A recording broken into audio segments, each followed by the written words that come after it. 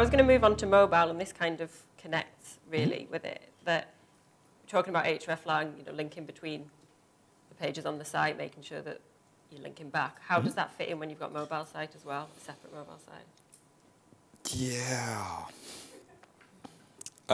That will be really interesting because we have no idea. Good.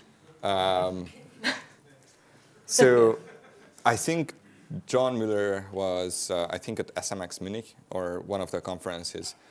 He showed a graph how you have to annotate with hreflang mobile sites, or you had that too. I wasn't really paying attention to your Oh, really?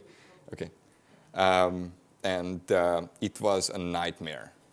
It is literally a nightmare. And that was one of the reasons I started thinking about, like, what else can we do besides hreflang, or what can we replace hreflang with because of that graph. Like, if you have ever been in a jungle and you like all those like mess that's there, that's how that graph looks like. It's just a chaos. And that's not ideal for publishers, because if hreflang is already complex, if we throw in mobile-first indexing or mobile pages in the mix, then it just gets like massively more confusing. And that means more broken annotations. So is that one reason why responsive sites are potentially better than a separate mobile site? Yes.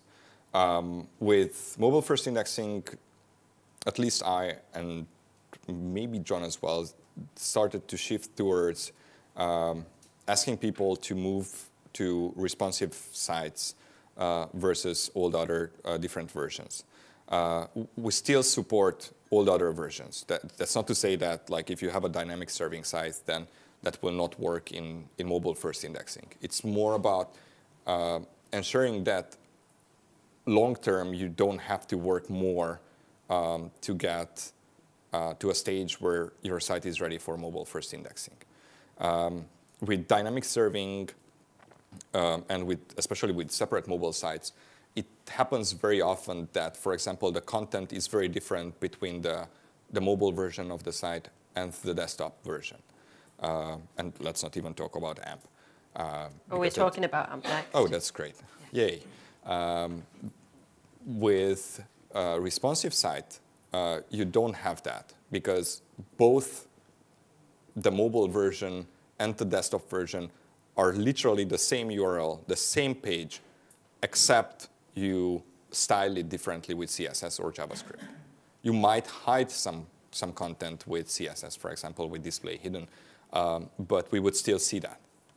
And we would be able to rank you with that content.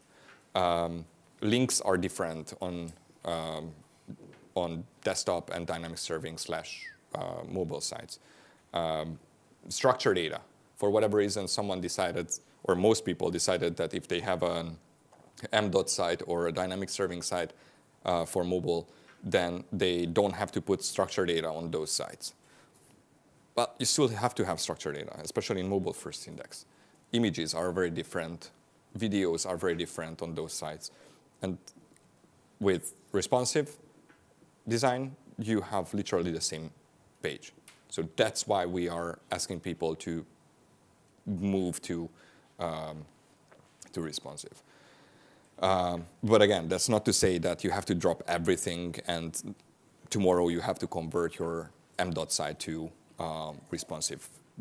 There is lots of time to make changes, and you can also just look at what you care about on your desktop site and replicate that on your mobile site. If you want to rank with this huge piece of content on the mobile site, in the mobile-first index, then you will want to have that huge piece of content transported to the mobile site as well. Make sure structured data is on the mobile site, images, videos are there. Essentially, anything that can help you rank on the desktop site should be on the mobile site as well. And so then what is the latest on the mobile-first index? Because you said a couple of weeks ago, I think at Brighton SEO, that there might be updates coming in the next couple of weeks. So it would be very convenient if you've got them for us now. Oh, you took couple literally. It was the US kind of I was just couple, yeah. which is not like literally 2 weeks. It's more, I think. Yeah. So the latest on Mobilefirst index is that we are going to have more to say about it in a couple of weeks. They should really send you out more. Okay. No, so but we are slowly getting there, and that's why I'm teasing with like we are going to say more about it. But we still see problems with it. Some sites that we have in a testing cluster, we see that the test traffic to it decreases. So we don't want to move people or sites in the Mobilefirst index if they will suffer from it. We want to make sure that like they don't lose an enormous amount of traffic just because we want to upgrade our index.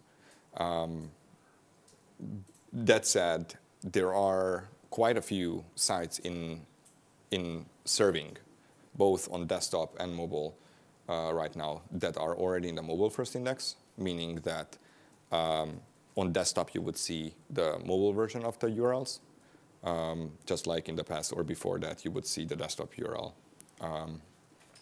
on the mobile version of Google. So yeah, we are getting there. We just don't want to rush it to not hurt the ecosystem.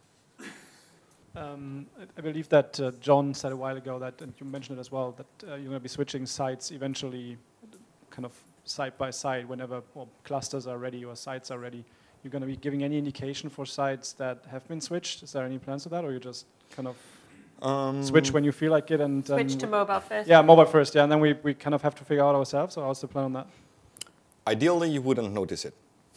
Yeah, obviously, but we both know that's not going to work, how it's worked, right?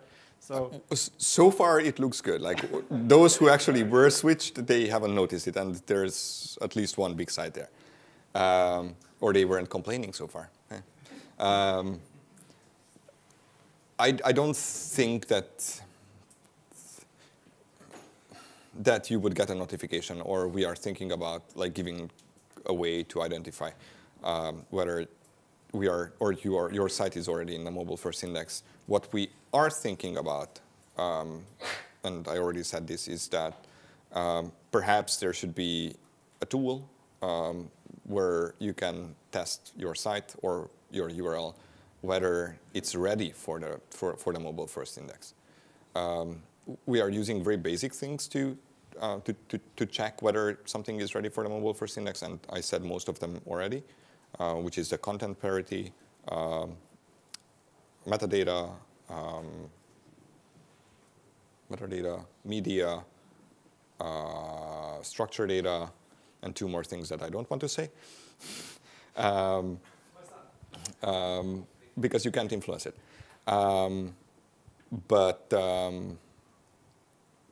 Essentially, if you check these four, these are the major factors that we look at. The other two are just like meh. Yeah. Can I do one more, like a quick one? Yeah. No. Too bad. So when you, I agree that I guess responsive is like a great way to go. Yeah. And just take out complexity, right? And I'm a big fan of that. But if you do responsive like really nice, then you would also not just hide things with the CSS or JavaScript, but you would just take them out of the DOM, right? So it's not in the markup anymore. So that would mean that you wouldn't be seeing it still for the smaller viewports. Well, obviously. If you take it out the DOM, then essentially you are doing dynamic serving. Yes and no. Like if the content is not there, then that's essentially dynamic serving. And that obviously can't work because it's not there anymore. If it's not in the DOM, then it's not there. It doesn't work. Would you be looking at rendering different viewports and then compare them? We are rendering with only one viewport. Okay. I don't remember the exact number, but it's the size of a phone. 124/768. I guess.